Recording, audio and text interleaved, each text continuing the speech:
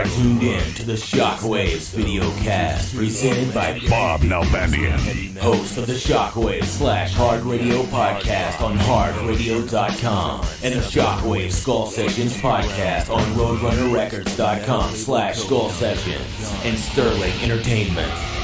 The SHOCKWAVES VideoCast is sponsored by Metal Blade Records, Brave Words and Bloody Knuckles, Roadrunner Records, and hardradio.com.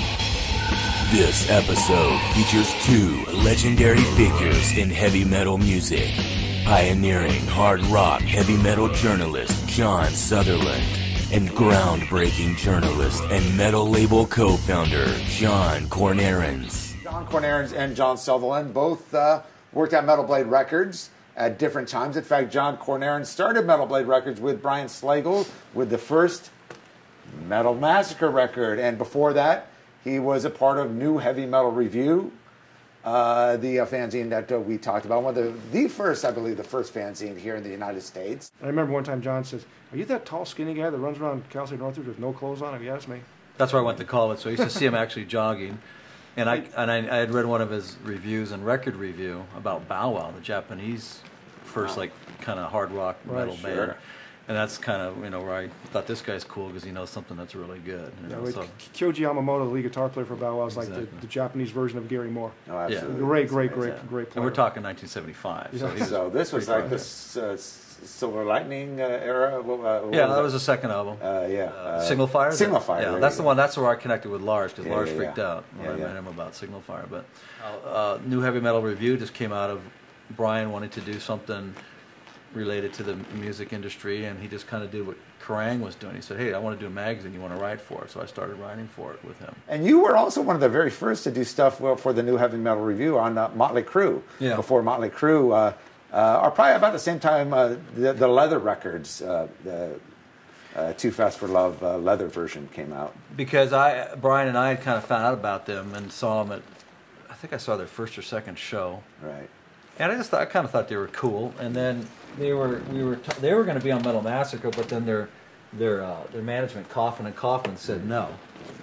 And so, but we were still kind of friends with them. And so somehow, I was involved, and Brian was involved in helping Motley Crue, just because we were just friends and trying to help them out and stuff. So anyhow, but I guess I did write about them because I liked the single. I thought it was pretty cool. Yeah. And then I used to see them walking around, and they'd be wearing their leather in the middle of summer. It's 90 degrees. Ridiculous. And they had their image completely together. Totally. I met Nikki Sixx at the farewell Quiet Riot show at the Country Club. No, at the Starwood. With with Randy Rhoads. Yeah. And I was upstairs leaning against the wall, and I'm leaning on it. I look over.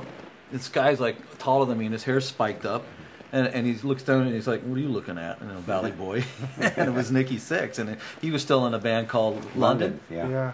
And I just remember talking to him for a second, but it was Nikki Sixx. And so, like you said, he had that look down in 1980. And I remember him standing there against the wall at the Starwood watching, Slick Black Cadillac. And the New Heavy Metal Review, we were doing that and checking out bands. And then Brian said, "Hey, why don't we do a compilation album like Metal for Mothers?" Right. So that was the impetus. Metal for Mothers was the British, one of the first metal compilation albums that had Iron Maiden, Angel Witch, Samson, and that kind of inspired her. That was in 1980. Ethel the Frog, Toad the Wet Sprocket, Praying Mantis. I remember them all. But that was Neil Kay, come out of Neil Kay's Soundhouse. That really was, I think, the first metal compilation album. Well, the deal was we couldn't afford to record the bands, so we went around to all the clubs, and whenever there's a rock or metal band, we'd go watch them, and then if we liked them, we would approach them. Hey, you got something that you've recorded, you're going to record, and we'll put it out on a record. And like this band called Rat, they had just recorded 2 songs, and there's the reel-to-reel for Metal Massacre. Tell the world, right? Right there. Yeah. And so they had songs. Brian had some friends who put a band together called Demon Flight to be on the record. And then Brian liked this band called Sirathunga, which I never liked. Right. But, we each kind of, and he liked Bitch, and Bitch was kind of, okay, it had a female lead singer, fine, and, she, Betsy or whatever. So, Be My Slave. I like Malice, I like Rat. Avatar was my brother and sister's band. They were kind of put together for the record, too. Right. So, a couple of bands, got kind of put together and assembled for the actual record. But it was kind of cool, because people outside of LA, or even in LA that weren't familiar with the local scene, a taste of what was, out there locally. Pandemonium was another band. Right, exactly. Pandemonium, Fighting Backwards. Yeah. So around, and we got them all together, and this was about fall of '81, and I haven't gone into the story about when I met Lars, but anyhow, Lars calls me up and says, "Hey, you guys are putting a record together. I want to be on it." And I said, "Well, you don't have a band." Right. He goes, "Well, I'm it was putting him one." and James at the time. Right, and I knew they were doing that, and he goes, "Well, we're putting one together. Can I be on it?" I said, "It's fine with me, but call Brian and see if it's okay with him." He calls Brian, and Brian says, "Fine." So that's how Metallica ended up on Metal Massacre. And then the rest is history. Well, they had to get a little loan from you, didn't they? Because they couldn't afford to go in Yeah. the studio, right? Well, they couldn't afford to go in the studio, and every band had to provide a reel-to-reel because we were going to master this thing at Bijou Studios in Hollywood. And there's some studios still there. It's right behind the Jack in the Box at Sunset and Cahuenga.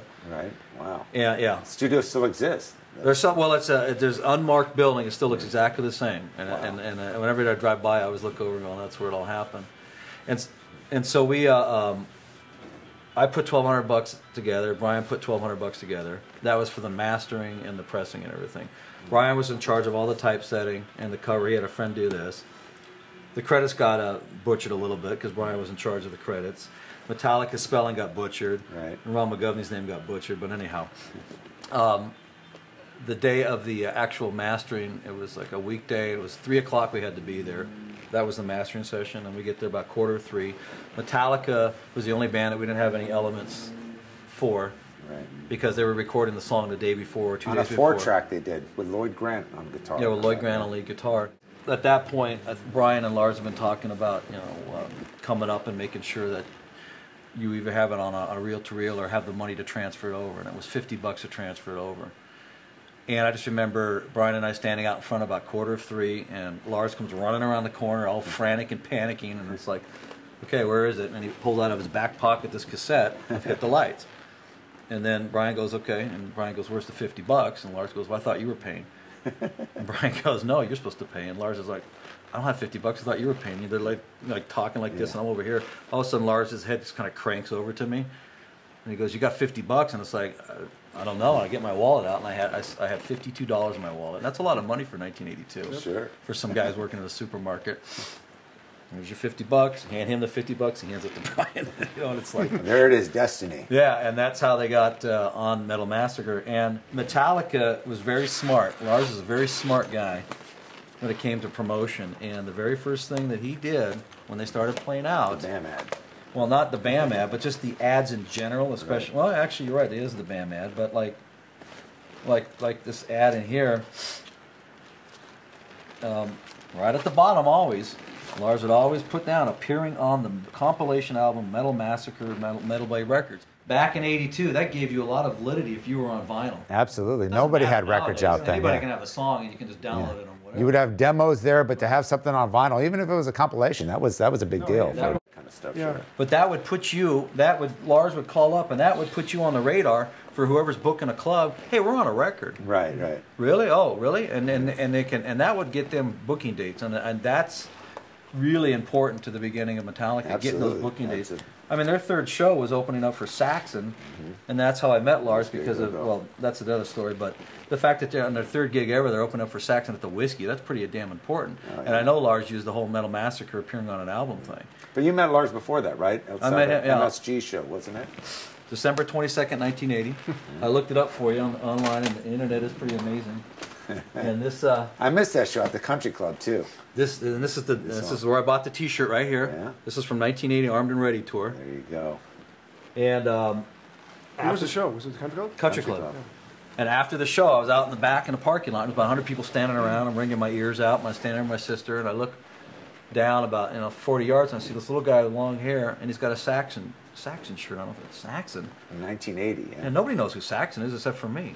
And it's like, So I walked up to him and I said, "Wow, you like Saxon?" He goes, "You know who Saxon is?" I said, "Yeah, Frozen Rainbow, Denim and Leather, and or it was Wheels of Steel. Denim and Leather was not yet. Yeah. So I think I said Denim and Leather because Frozen Rainbow was really, that was their first album. I don't know if I had it. Yeah, so yeah. his eyes get about yay big. He goes, "You know who they are? Who else?" And so we started talking, and I said, yeah, I just got the first Angel Witch single, and he just turned red. He couldn't believe that he's talking to some guy who knew who Angel Witch was, and has the first Angel Witch single, which I had just bought at Moby Disc about a week prior, because it just was heavy and it was part of the new wave of British heavy metal. Sure.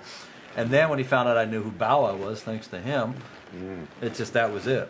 Wow. So that became the Beavis and Butthead of new wave of British heavy metal. So the very next day, he drove up to my house from Newport Beach in his mom's 1975 AMC Pacer, brown, the ugliest car ever. All glass. All glass, and he's driving up from Newport Beach, to Studio City, and it was about a 10-hour headbanging session.